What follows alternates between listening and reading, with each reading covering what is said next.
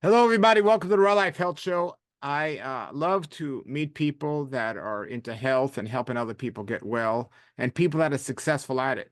Today on the show, we're going to interview this man named Remsen. And Remsen has a YouTube channel. I'll put those links below. But hello, Remsen. Welcome to the show. How you doing? All right, good to be here. Remsen, you are a plant-based eater. You've been eating mostly raw for quite a while. Why don't you talk a little about your health journey of what made you decide to go to you want to call it vegan or plant-based, and what made you make the decision, and how long ago was that?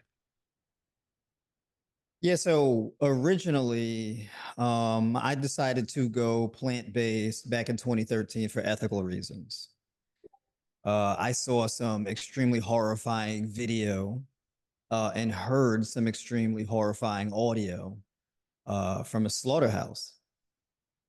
And it was one of the worst things I've ever heard in my entire life. Because the video, I looked away, but the sound, you can't exactly look away, right? Um, and the sound was so jarring and so repulsive. I decided from that point, I'm done with any form of animal agriculture at all. Right. So it was cold turkey or cold tofurkey, I guess. Right. So from there, I went through my trial and error, my learning experience as far as becoming more plant based in my eating. So yeah, basically 2013. I don't remember the exact month or whatever. You know, you lose track of time of these things when you're doing for long enough. But it was around that time. Very cool, very cool. I still can't wrap my head around people that love dogs, but then they'll eat animals. I don't get that. I don't get it. It's crazy. When I was a little kid, I went to Disney World and we were literally eating like in the cafeteria, and there was a fish tank all the way around with all these fish swimming. And then they were serving fish. I was like, that's just crazy. And it wasn't that fish they were serving, but it was just insane. But Right, anyway, right. man, so what do you do? Are you a health coach? Do you just make videos? What are you doing with this health walk that you're on? Yeah, so I am a high raw vegan nutritionist. I specialize in chronic illness reversal, uh, metabolic disorders, that kind of thing, right? So pretty much disease reversal, right? And leveraging, raw vegan eating, herbs, spices, and things like that, medicinally to reverse chronic illnesses. And when you say raw vegan, why raw vegan versus just vegan in your opinion? So people with so basically when people have chronic illnesses, they tend to have chronic illnesses because of a very poor gut microbiome. One of the most common things is people don't produce enough stomach acid, right?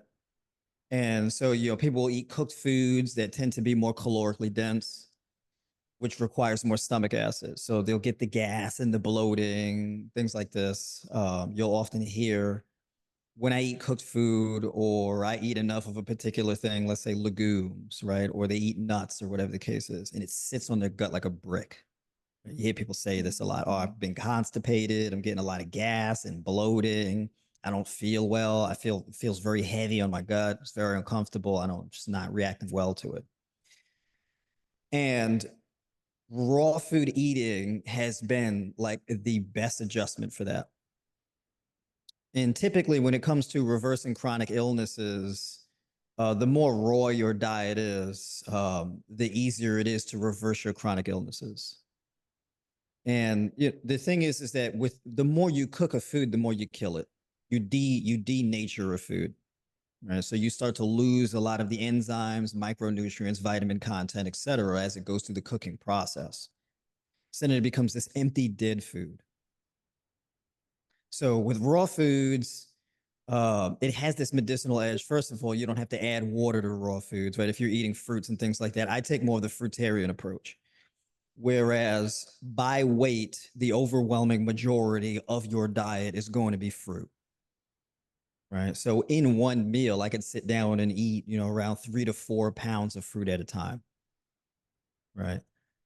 And then, from I have cooked foods from time to time. It's not really a staple of that necessary in my diet. I do it sometimes, but there's only a select types of foods, right? So it may be things like sweet potato or lentils or maybe broccoli or black beans, something like that. But it's not really, I don't really eat much whole grains or anything like that. I do from time to time, but not much. But it's mostly going to be fruits, leafy green vegetables, nuts, and seeds. That's primarily what it is. So the cooked food that you eat, is there a reason? Do you do it because you don't feel the need to go all raw, or do you do it for social reasons? Why do you still hold on to the cooked food? So it has a benefit. So, for example, sweet potato is a really good source of, like, let's say beta carotene, which is the precursor for vitamin A. So that is a phenomenal food, especially for your gut health, especially for hormonal balance, things like that. It's also very cost effective, right? So cooked foods are more so, though, for me, it's like a backup for, let's say, the produce that they've gotten this week just really aren't hitting it, right? Or so that's something to fall back on. My primary source of that beta carotene would be things like cantaloupe. But in the case of, if I don't have ripe cantaloupe or I can't find it in stores or something like that, I can fall back on something like sweet potato, right? Um, the lentils is a phenomenal food in general. In particular, I really like it personally. And what I like to do is I'll do red lentil veggie bouillon. And that's essentially where what I'll do is I'll soak and cook down lentils to soften it just enough to be edible, put it in the blender with parsley, garlic powder, onion powder, some nutritional yeast, things like that, and I'll puree it. So it could either be a sauce, and if you want to make it into more of a soup, you add more water to it, right? And then have that. But that'll be the only cooked thing. And then the greens will be raw. So I may do like diced onion and bell pepper. That's raw. And I'll do, let's say, chopped kale or spinach or whatever the case is, a variety of different leafy greens, and that'll be raw. Or, like, let's say if I wanted to do like sprouted quinoa or something like that, well, then of course that would be raw. So that's where the high raw thing is, right? Where, like, the cooked portion is only for certain specific foods. Sure. Now, do you feel that I know each person is in a different situation, especially when working people with illnesses, but do you feel for yourself you need to eat a certain amount of food each day, or does that vary? Like, you have a set amount, or it depends on the day in terms of the amount you eat? Yeah, it depends on what my schedule is. Fitness is a big part of my life, so it depends on how much energy expenditure I'm going through and what my goals are. Right now, generally speaking, and this is a hard thing for people to wrap their minds around, but you don't need to eat on a daily basis. You really don't. Now, for me personally, what I do is, I do the whole eat 4 days a week thing, where you eat 4 days a week and you fast three. And it's like 30, 36-hour fasts, right? For me, typically, I do that for 12 weeks out of the year, let's say, right? Um, and I started doing that 3 years ago, right? When I first got into my raw food journey. And what I realized in doing that was just an increased amount of mental alertness, better sleep quality, energy, better fat metabolism, better gut health, better everything, right? Better libido, everything went up. And that's when I realized there are 3 whole days out of the week that I'm not eating at all. And it's not negatively affecting my training performance or anything like that of the sort. And that was very surprising to me. And it was a big learning lesson to me. So I pretty much do that every year For 12 weeks or for the whole year? for 12 weeks. Okay, so when you're eating, that's amazing. Now, when you're eating the rest of the year on those days, do you find yourself those 4 days you are eating for those 12 weeks eating more, or as opposed to when you're eating 7 straight days, or do you just still eat the same amount those 4 days? So the way the math goes is, when I'm doing, like, let's say if I'm doing the what we call alternate day fasting, right? Eating 4 days a week. I would eat at 120 to 125% of maintenance calories, right? Maintenance calories, right? As the mathematical part of that. If I'm eating on a daily basis, then it's typically not anywhere near that, Okay, right? So I personally eat around,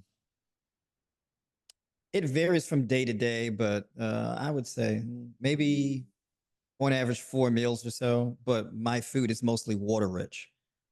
Being that it's mostly fruits and things like that, I'm pretty much grazing. So I may eat like 4 pounds of watermelon, and the next meal I may eat like, 6 bananas. Then in between that, I may have like 4 ounces of almonds. And after that, I may have like 2 pounds of grapes or something like that, right? So that's normally how I eat, just in kind of this grazing, more intuitive style of eating, right? sure. So it depends on what my training schedule is, and my training schedule changes 4 times a year because I pretty much run any phase of my life in 12-week increments. Sure. And when you say that you don't eat for 3 days a week, is it like, I think you mentioned it, but it's not like you're eating for 4 days and then you're taking like the weekend off and an extra day. It's like every other day is what you're saying, right? Yeah, every other day. Yes. Okay, okay. And when every other day, are you so 36 hours at a time in between? Right. Okay, okay. Very interesting. So, if you don't mind me asking, what's your height and weight? So I am 5'9", and I'm currently, on average, I'm around 160 pounds. Okay, now you work out at the gym a lot. You exercise, correct? Believe it or not, I don't work out a lot at all. I train 2, 3 times a week for I 20 to mean, 30 minutes at a time. but you still go to the gym and lift the weights, right? Yeah, sometimes, yeah. You I do. haven't done that since since I left New York about a week and a half ago. You, Actually, no, it's been a little less than a week and a half. But yeah, so I sometimes I'll spend phases in the gym. So I may say, okay, I'm gonna work more on certain lifts. I'll go to the gym for a certain portion of the year. Maybe that'll be like a 12-week plan or something like that. But for the most part, and I just recently went back to the gym. Um, in mid-October of last year. But before that, I spent over 2 years without going to the gym at all. And I would predominantly train with resistance bands and body weight. okay. Well, I've seen some pictures of you online, and your physique is very built. And what would you say to people out there that kind of knock the vegan lifestyle, the raw food lifestyle, saying you can't have muscles eaten this way or anything like that? When it comes to the protein thing, you need to eat animal meat. Like, do you even count what protein get is coming or how much you're getting, or do you just eat the food you're supposed to be eating and get it from working out? Yeah, so me naturally, I have a predisposition to count everything just because a big part of what I do is creating plans. There has to be a certain level of experience that you need to have in order to do something intuitively. This is the reason too why people fail at things a lot, like new dietary approaches, is because they're not really taking inventory and they're trying to do something intuitively that they don't have any prior experience with, and that's not how intuition works. It is actually, in my experience, it is actually very easy to build muscle on a vegan or raw vegan diet. It's not hard. It takes a long time, like anybody else. And in fact, a lot of people come to me to build muscle, and most people who come to me for help are not vegan, right? And they struggle to build muscle.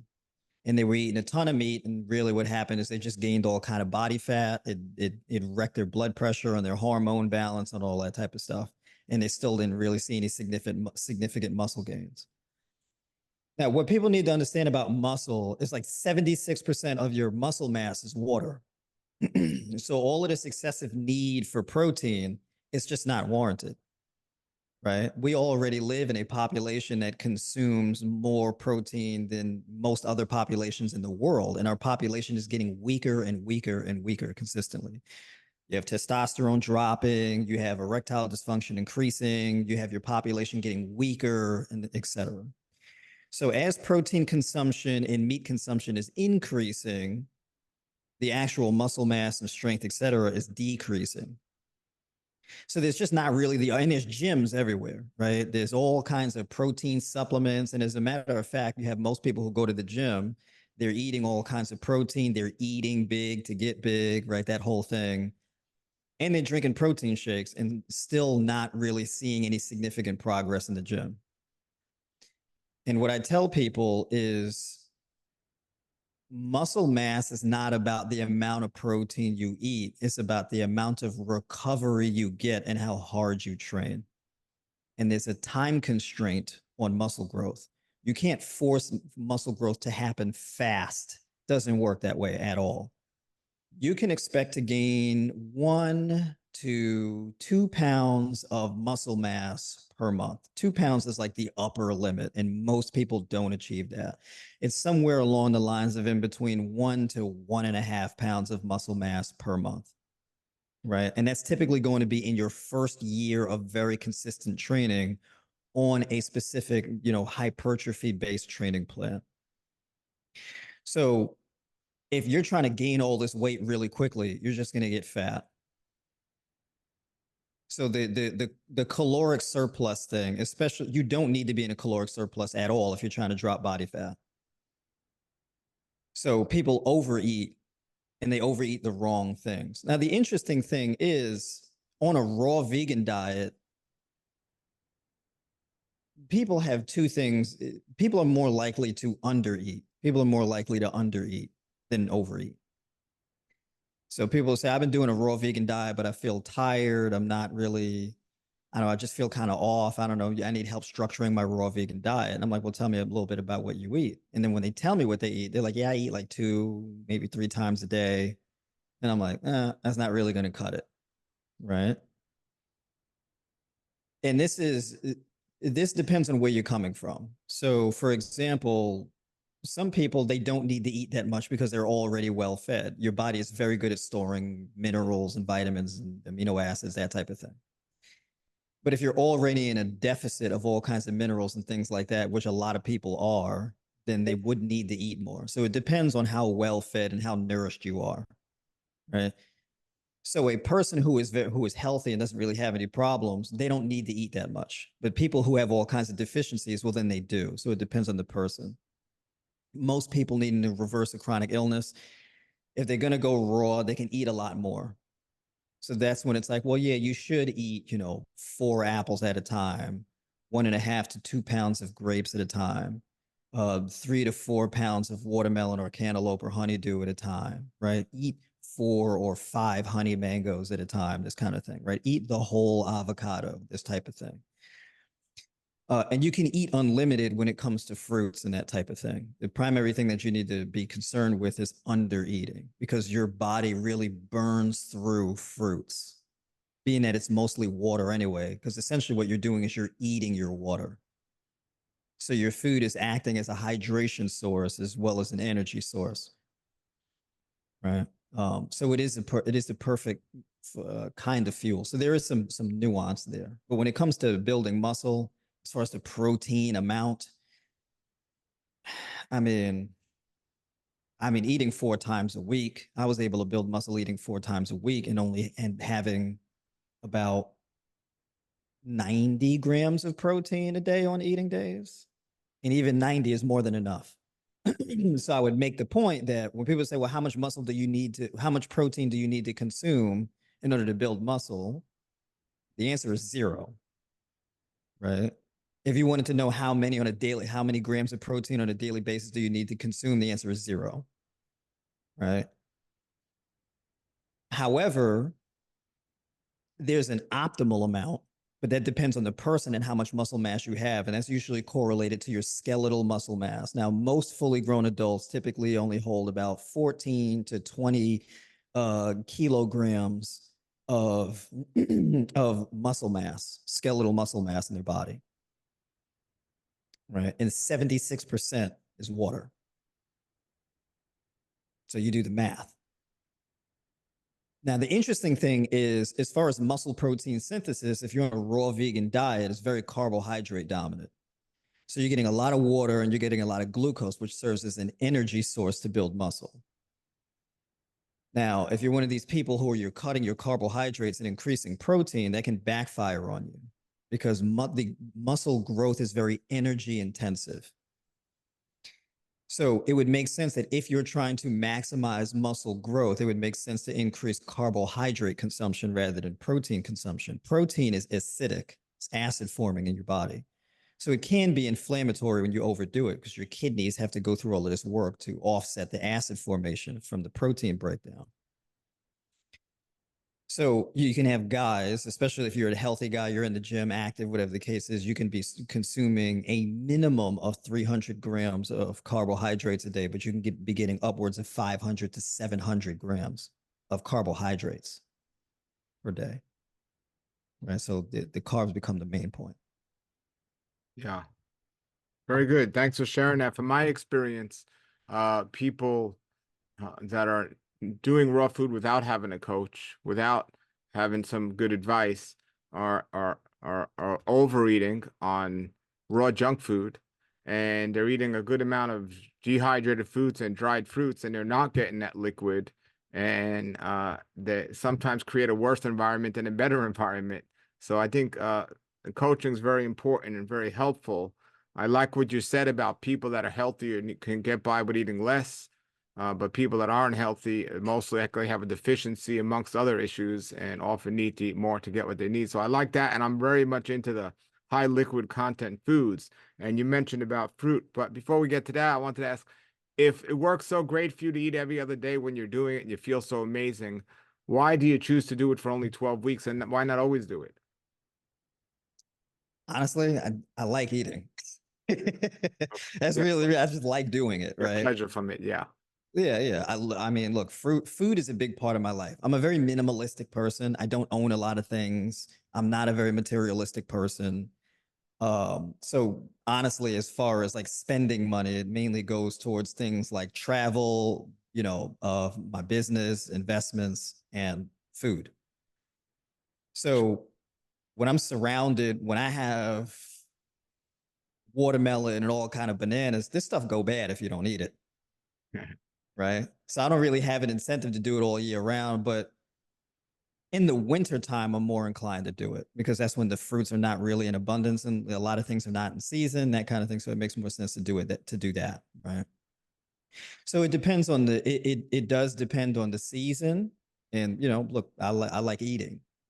So there's a difference between doing something because it's whether it's necessary or not necessary and doing something because it's one of the joys of your life. I don't have I don't play video games. I don't really watch television shows. I don't go clubbing. I don't drink alcohol. I don't have a really robust social life, right? I have a pretty tight circle. So that's one of my Fruit's joys one in of your life is joys of life is eating fruit. yeah, yeah, So have you had exactly. durian fruit? No, no, not yet. Wow. Wow. You know, Miami fruit, they ship excellent quality frozen durian in the mail. Oh Uh, yeah. I mean, I've gotten it fresh right off the trees, but this is the next best you're gonna get. Uh, it's gonna blow your mind because when I first went raw, the durian was absolutely the most amazing thing, and it still is for me. It's the best fruit. You got to check it out, and they have it at markets. You're in Ohio, right?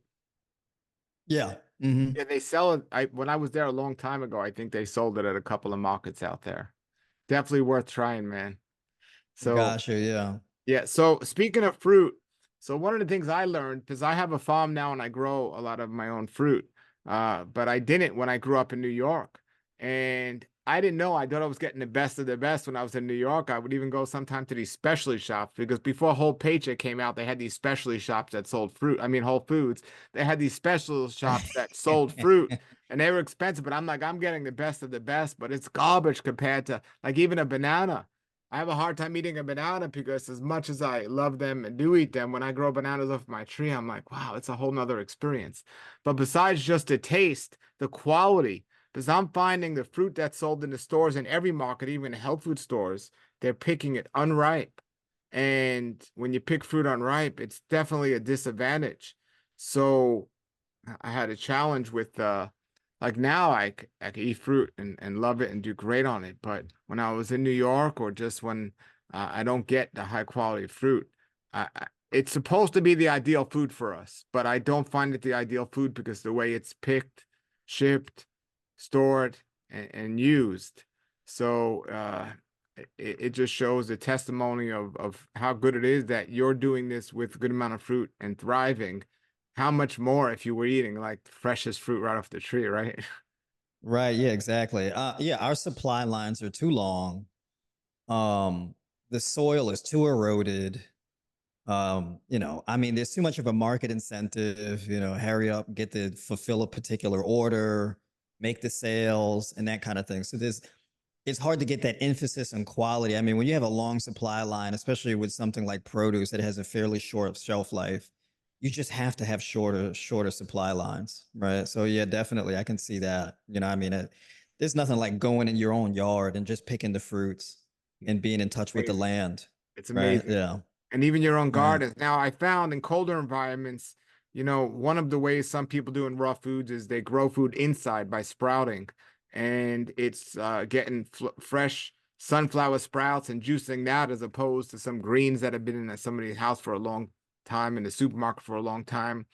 I definitely found it's a way where you can garden in a cold environment and still get something freshly picked because just like walking on the ground with bare feet, picking food you're eating is an amazing experience.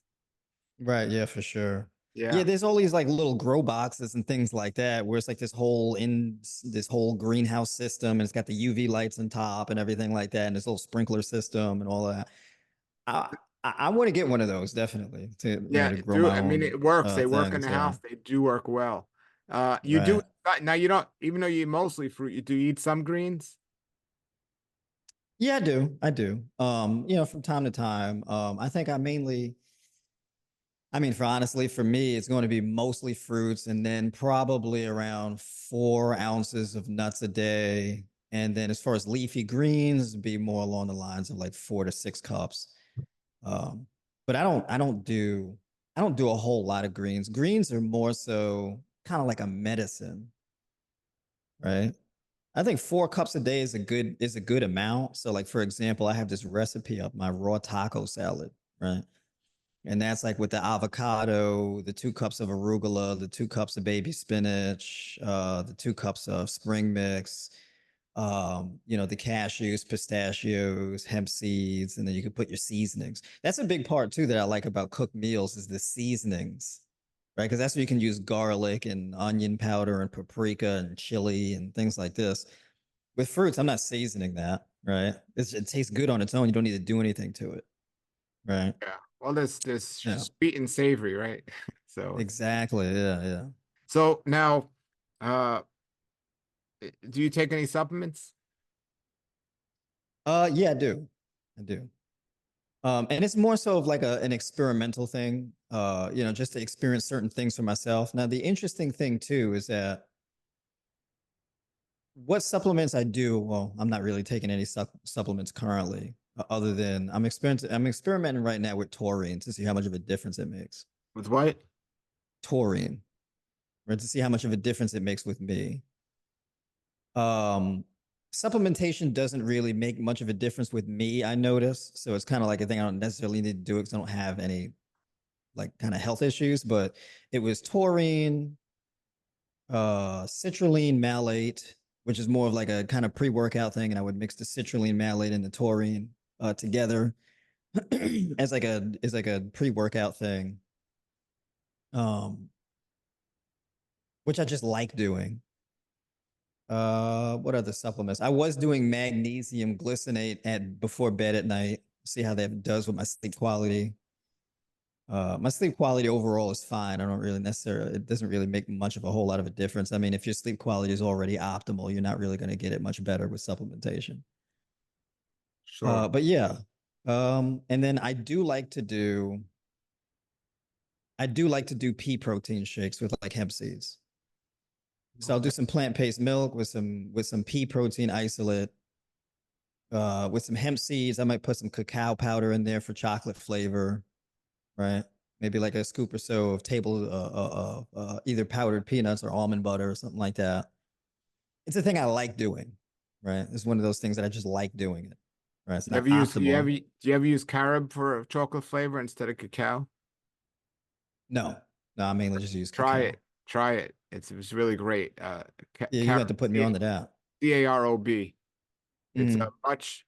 I found a lot of negative things with the cacao that, for a lot of bad stuff about it. And it has theobromine and it's borderline caffeine and the carob is the most natural chocolate flavored substance you're gonna get and it tastes great. You wouldn't know the difference taste wise.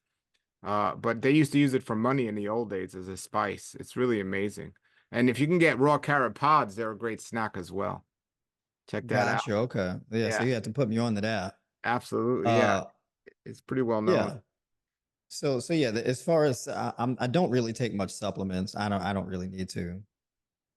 So I think the taurine and the citrulline is more of like a thing I like doing it before workouts. It's a great feeling. Now, for But people who yeah, don't know other what than that, taurine is, what's taurine? taurine is an amino acid. Your body makes it on its own. Taurine is like it's actually a really beneficial medicinal amino acid, right? So for people who have like let's say endothelial damage, they have damage to the inner layer of their blood vessels. That helps to really protect and repair that. So if you've got, let's say you've had kidney disease or diabetes for a very long period of time, so there's a lot of damage done to that endothelial layer that taurine could really help. Especially like your body makes it on its own, but what happens is when people have chronic, long-standing illnesses, they're in a deficit of taurine, so they actually have a taurine deficiency. If you're plant-based, you're limited to time. It's not like your body ramps up production of taurine if you have a deficiency of it, right? It's this thing that your body stockpiles throughout your entire life. So if you have a deficiency in it, it would be a good idea to supplement with it, right? So it's one of those things that lowers cortisol as well. So that's very good for people who like, let's say have low testosterone, high blood pressure, anxiety, things like that. It could be beneficial for that kind of thing. I haven't really noticed that because I don't have depression or anxiety. I don't have high blood pressure or anything like that. So it's not really going to make much of a difference in me, but just for experimental purposes to see what kind of an effect it would have on me. That's what I decided to do. Very cool. A few more things I want to talk about before we end. Blood work. Did you get your blood work checked ever? I did. It's been a long time since then. I think the last time I did it was probably maybe 6 years ago. It's been a long time since I've done it. Now, you're a very Um, analytical person, and why is there a reason why you don't do it more often? Do you not believe in the results, or do you think it's not necessary for you? I mean, it's not necessary for me personally. Um, if I get a blood test result, or if I'm going to pay for it, right, I'm looking for certain results, right? Because there may be something off in my body, or my training performance is declining, or there's issues happening in my body. I'm gonna be like, let me go and check and get a blood test to see what the deal is. But for me, what I've noticed is throughout the years, my health has consistently improved year over year. So I'm essentially aging in reverse, But what right? do you base that on, your health being great? Just by how you feel and look, Uh, or what else do you base it on? so yeah, so basically it's going to be morning wood, sleep quality, training performance, body mass index, body fat percentage, mental focus, neuroplasticity, ability to read, the speed at which I communicate or talk or pull information. Uh, what else? There's a few other things. Um, Hair and nail growth. I shave my head, so obviously that doesn't count my head. But yeah, my hair grows a lot. I keep shaving. It's a nuisance.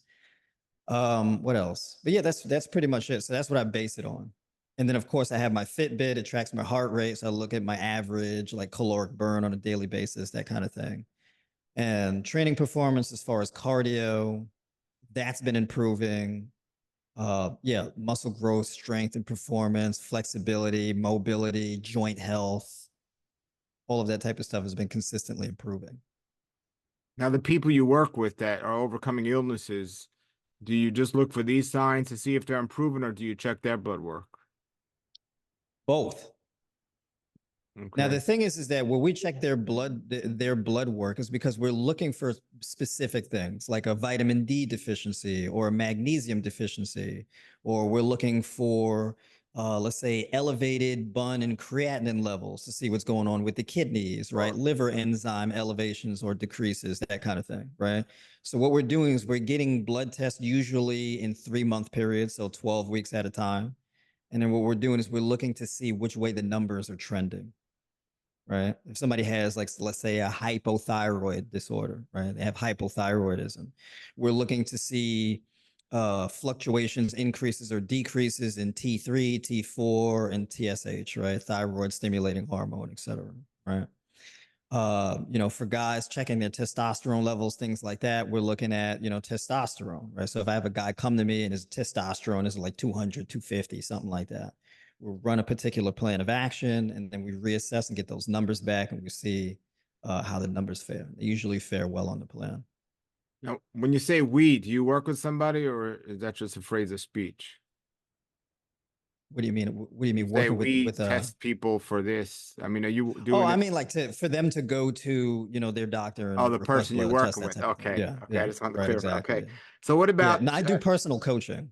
great, great. Two more subjects. And anyone wanted to get in touch with Remsen, I'm gonna put his contact information, his website, and social media below this video, or you can find all his social media on I know on below the link. I'll put the links below. So, uh, how much sleep do you get? It's typically in between 6 and 8 hours. Now, what's interesting is, for me, so I look at my deep sleep and REM sleep and light sleep, right? It's like the three sections of your sleep quality. So I always try to get like in between, I always try to get around an hour and a half of deep sleep and REM sleep, right? And then light sleep pretty much makes up the difference. So that's like around 5 hours or so, maybe four and change. It's usually what it works out to. Now, it depends. I don't need a whole lot of sleep.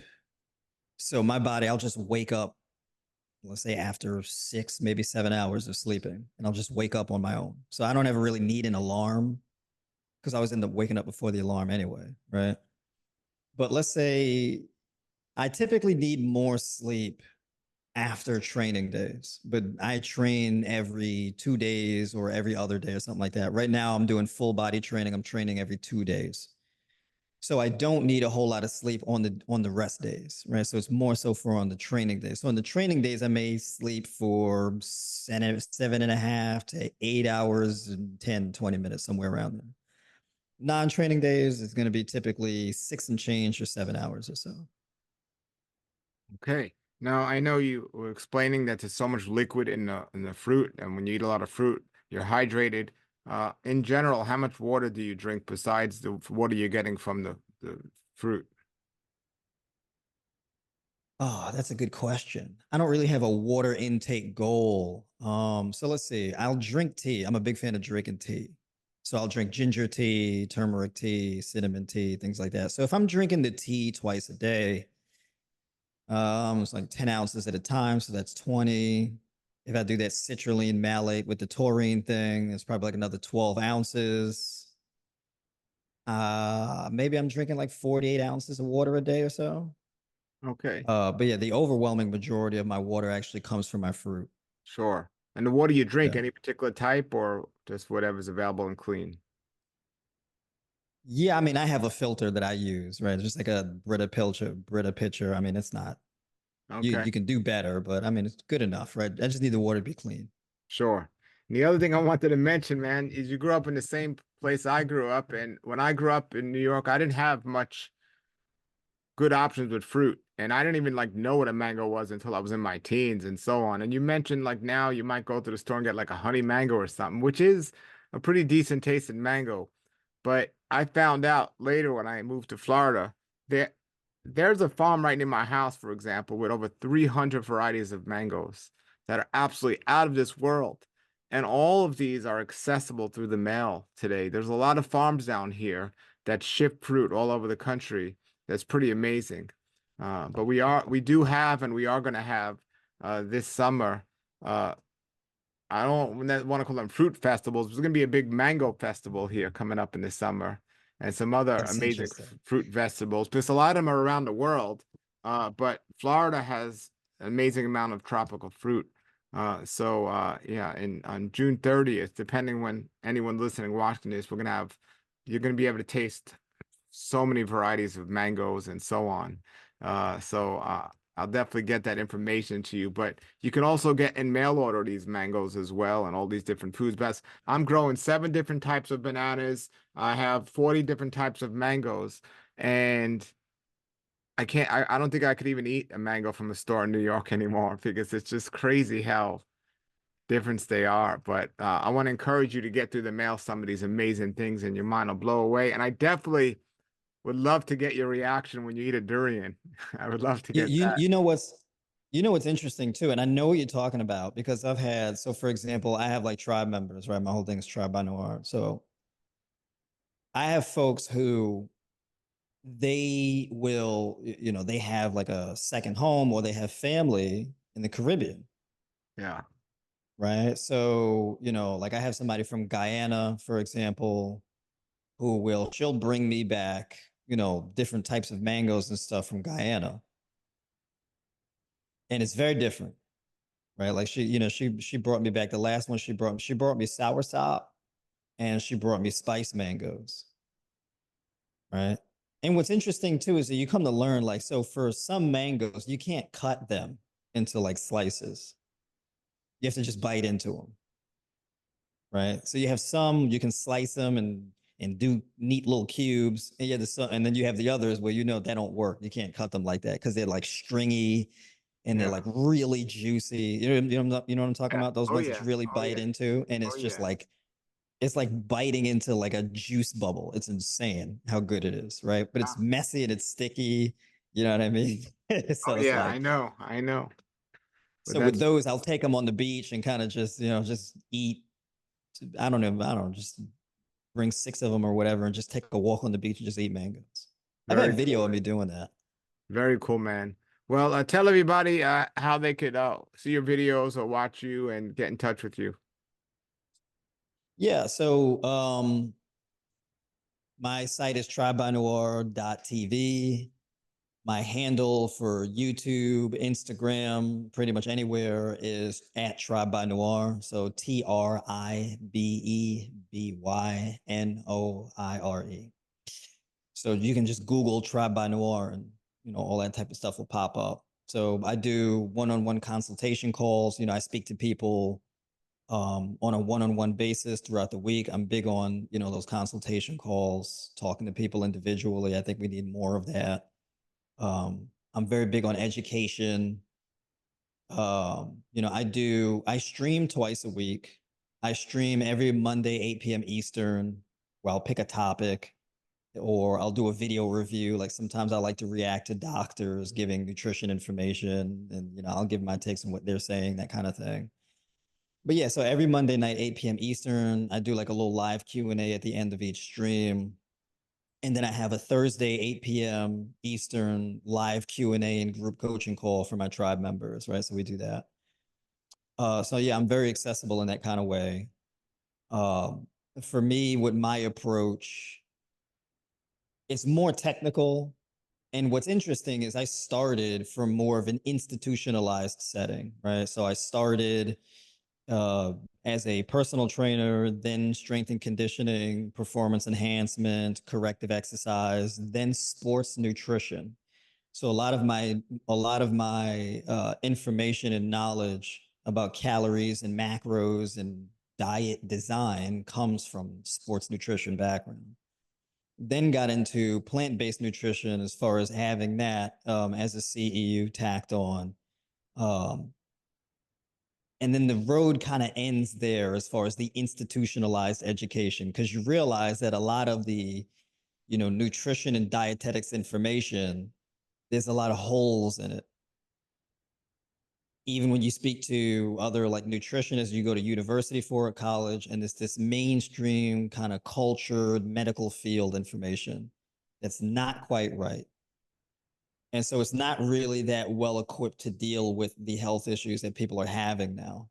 right? So, people say, well, if you have diabetes, you should cut carbs. If you want to lose weight, you should cut carbs. And oh, fruit has too much sugar, so it's going to make you gain weight and it's going to run up your blood sugar, all this kind of stuff.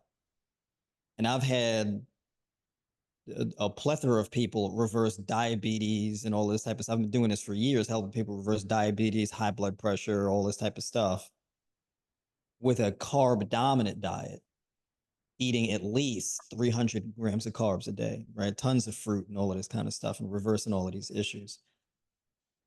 And that really opened my eyes. So, now it's kind of like an individual learning journey where, I still keep up with, the scientific literature, seeing what they're saying, and then kind of, cross referencing that with other previous information. And that's how I get a lot of my conclusions on how to structure particular plans or approach to whatever chronic illness or goal people may have.